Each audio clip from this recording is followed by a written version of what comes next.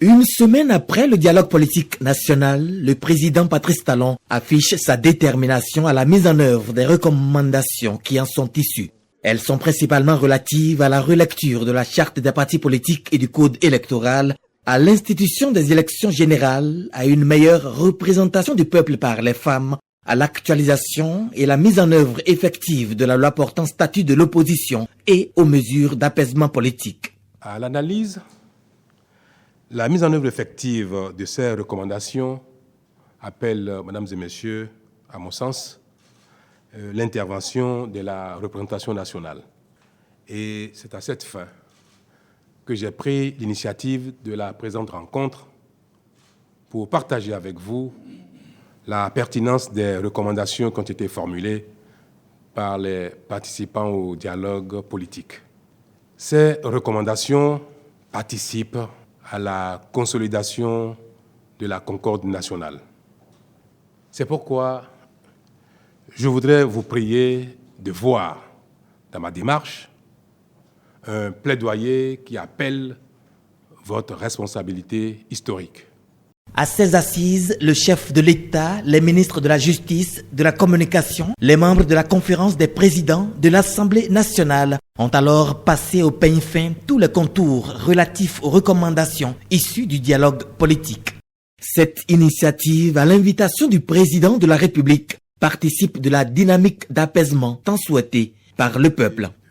Cela est heureux, il faut le souligner, d'autant que les 6 points énumérés dans la synthèse du rapport ont été unanimement appréciés par nous tous ici présents quant à leur pertinence, leur caractère relatif à l'intérêt général. Elles sont toutes, ces recommandations, conformes à l'intérêt général, préservent l'intérêt général, notre cohésion, et elles paraissent toutes réalistes.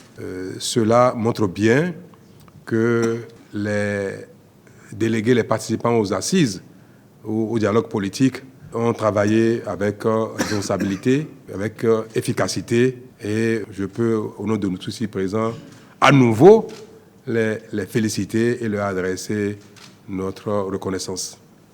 Je n'ai pas de doute que votre institution jouera sa partition avec diligence et efficience pour satisfaire les légitimes attentes de notre peuple. D'ores et déjà, je vous assure de ma disponibilité personnelle et de celle de mon gouvernement en vue de la mise en œuvre diligente des délibérations qu'il vous plaira de prononcer.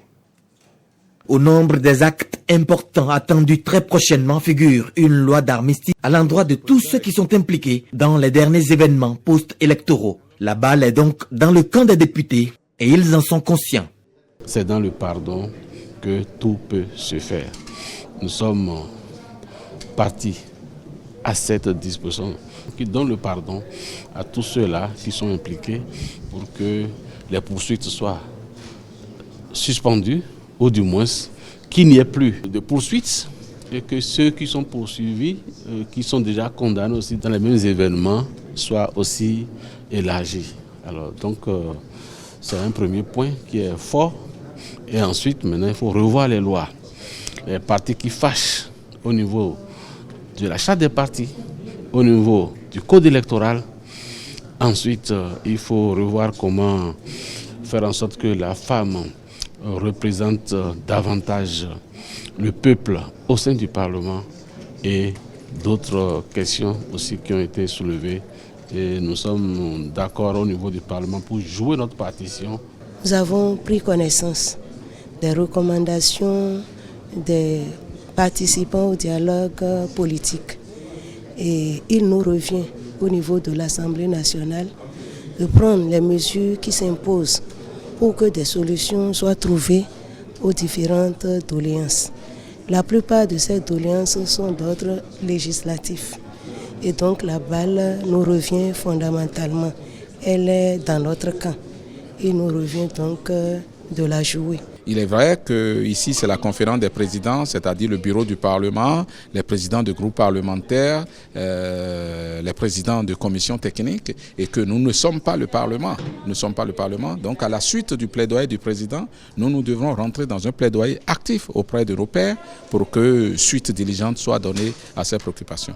Mais au-delà des tests classiques que l'on connaît, vous savez qu'il y a dans les mesures d'apaisement, on appelle le président de la République à prendre des mesures d'apaisement allant dans le sens de la libération des gens qui sont détenus ou bien des poursuites suite aux événements relatifs aux dernières élections législatives.